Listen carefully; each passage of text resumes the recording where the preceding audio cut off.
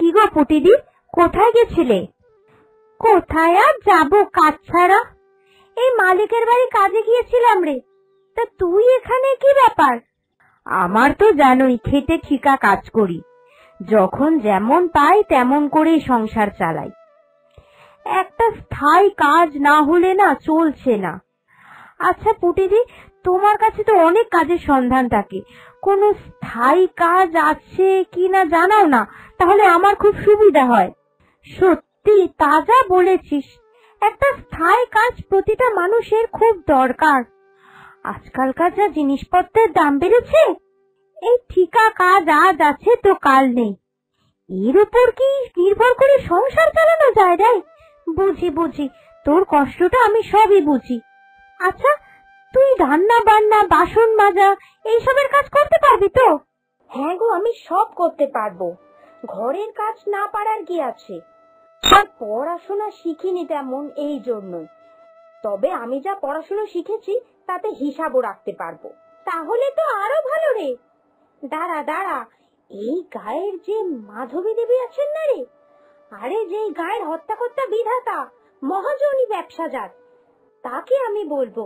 তার আড়তে অনেক সময় খুব ভালো ভালো লোকের দরকার পড়ে।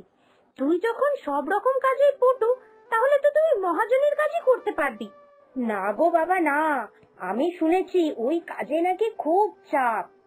চাপ হলেই বা, টাকাটা তো ভালোই আছে রে। অভাবের সংসার, যা পাচ্ছিস তাই কর। ঠিক আছে, তুমি বরং আমায় বলো, বুঝেছো তো? কাজের খুব খোঁজ করছি গো, তুমি তাহলে আমায় নিয়ে যাও, আমি রাজি আছি।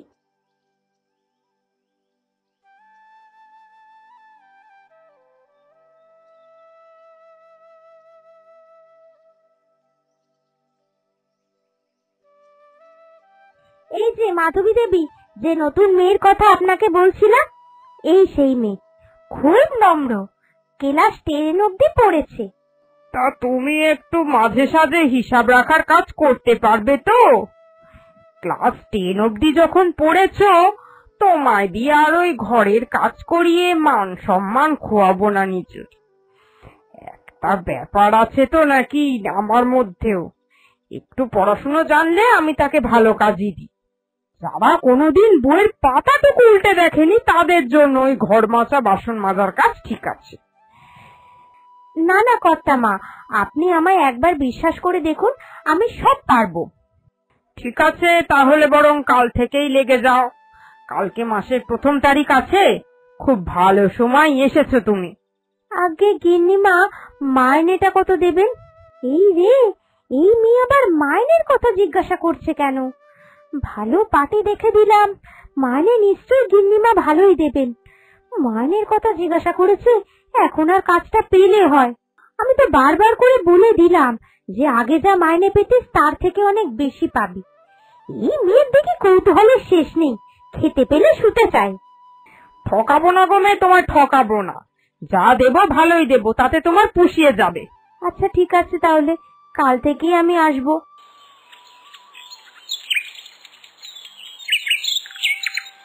কি গো, তা আজকে কতজন ধান নিতে এসেছিল? 8টা মতো লোক এসেছিল। তুমি সবাইকে দিয়ে সই সাবুত ঠিক করে করাতে পেরেছো তো? হ্যাঁ গিন্নিমা, আমার কাজ একদম খুব পাকা কাজ। গায়ের লোকগুলো কাগজটা পড়তেই চাইছিল না, বলে নাকি গায়ের মুখ্য সূক্ষ্ম মানুষ, তারা কি আর তো বুঝবে। আমি তাই কাগজটা ভালো করে 3-4 বার পড়ে মানে বুঝিয়ে তারপরে সই সাবুত করিয়ে নিয়েছি। আর সই সাবুত বলতে ওই টিপছাপ, লেখাপড়াই জানে না, সে আবার সই করবে কি করে নিজের হাতে? সত্যি এই গায়ের মানুষজনের এবার একটু শিক্ষিত হওয়া দরকার, আজ আমি স্পষ্ট বুঝতে পারলাম। জ্ঞান দিও না তুমি, এই লাইনে নতুন এসেছো বলে বুঝতে পারছো না। কে বলেছিল তোমায় এত পড়ে মানে বলতে? টাকা ধার চাইতে এসেছে, সোজা ধার দিয়ে দেবে। প্রথম দিন তো, তাই এই ব্যবসাটা ঠিক মতো বুঝতে পারছো না। ওরা আসবে 100 টাকা ধার নিতে, আর যখন ফেরত দিতে আসবে তখন সেই টাকা হয়ে যাবে 1000 টাকা। ব্যাস, 900 টাকা আমার লাভ। এই করেই তো এই ব্যবসা এত বাড়িয়েছি, আর এই গায়ের গণ্যমান্য ব্যক্তিতে পরিণত হয়েছি। তোমায় এত সৎ হতে কে বলেছে শুনি? তুমি যদি এত সৎ হও তাহলে তো গায়ের লোক আর আমার কাছে আসবে না, আমার ব্যবসাও তখন ভালো চলবে না। তাহলে আমি তোমায় কি করে রাখবো বলো তো তখন? আজ থেকে আমি যেমন যেমন বলবো ঠিক তেমন তেমন করবে। তার মানে এক কথায় লোক ঠকানো? লোক ঠকাচ্ছি কোথায়? এটাকে লোক ঠকানো বলে না, কিছু সত্যি কথা গোপন করতে বলে। আর এই সত্যি কথা গোপন করছি বলেই তো তোমার আমার দুজনেরই লাভ গমে। একটু মাথায় বুদ্ধিটা খাটাও, না হলে এই লাইনে তুমি বেশি দিন টিকতে পারবে না। পুঁটি একেবারে আনকোড়া মেয়ে পাঠিয়ে দিয়েছি, কিছুই জানো না দেখছি। শেখাতে হবে তোমায়, আমায় অনেক কিছু শেখাতে হবে। গিন্নিমা, আমাকে এ মাসে 2 কিলো চাল বেশি দেবেন। চাল কি আমার বাপের সম্পত্তি নাকি যে তুই চাইবি আর দিয়ে দেবো? সরকার যেটুকু করে পাঠাবে সেটুকুই তো দিতে হবে। প্রতি মাসে ওই 3 কিলো চালে কি আমাদের মা ছেলে হয়? ছেলেটা দিন মজুরি কাজ করে, যা পায় তা দিয়ে শাক সবজি কিনতেই চলে যায়। 2 কিলো চাল বেশি দিন না। না, ওইসব বেশি টেশি দিতে পারবো না। সরকার যা বরাদ্দ করেছেন তোদের জন্য তাই দেব। আমি সরকারের সিদ্ধান্তে হস্তক্ষেপ করে হাতে হাত করা পড়তে চাই না। আচ্ছা ঠিক আছে, গম দিতে হবে না। যে 2 কিলো করে গম দিন, ওই গমের পরিবর্তে না হয় চালটা দিয়ে দিন। খোকা আমার রুটি খেতে চায় না, গম নিয়ে সেটা ভাঙাবারও খুব জ্বালা। আপনি বরং পুরোটাই চাল দিয়ে দিন। ও, গম নিবি না? তা আগে বলবি তো। কিন্তু গমের পরিবর্তে চাল দিতে পারবো না। গম নিবি না যখন নিবি না। সরকার তো তোদের মুখের আর রুচি জানে না যে কেউ চাল বেশি খায় তো কেউ গম খায় না। সরকার সবার জন্য সমানই পাঠায়। নিবি না যখন তাহলে নিতে হবে না। তবে গমের পরিবর্তে চাল দিতে পারবো না বেশি। 3 কিলো চাল 3 কিলোই দেবো। যা এখন ফোট। অনেকটা লাইন পড়ে গেছে, তোর সঙ্গে বকবক করতে করতে কতটা দেরি হয়ে গেল। যা, যেটা দিচ্ছি নিয়ে বিদায় হ, আবার সামনের মাসে আসিস। সত্যি বাবা, লোকেদের বলিহারি খেতে পেলে শুতে চায়। সরকার একটা বিনি পয়সায় ব্যবস্থা করে দিল যে অমনি আরো দাও। খেটে খাওয়ার সব মুরদ নেই।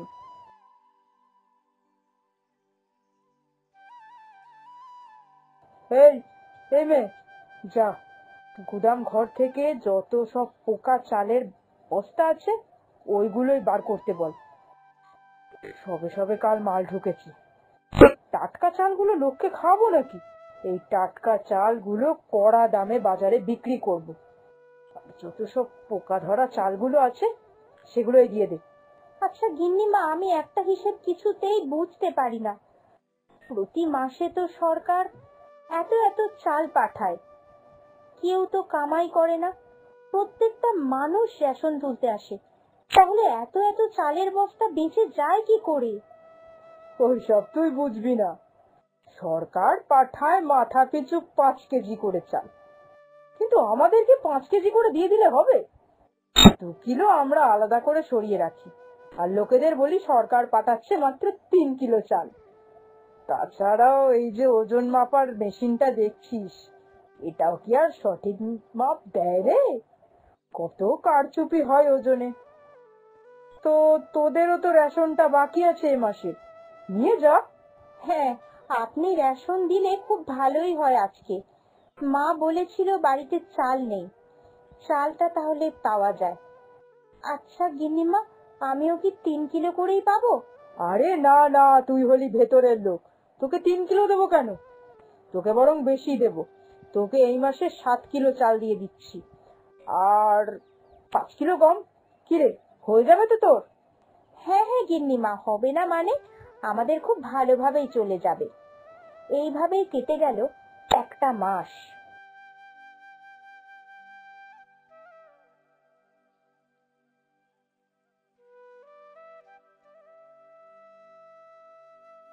গিন্নিমা মাইনে তো দিচ্ছেন না, মাসের 1 তারিখ হয়ে গেল, অথচ মাইনে দেওয়ার নামটিও করেন না।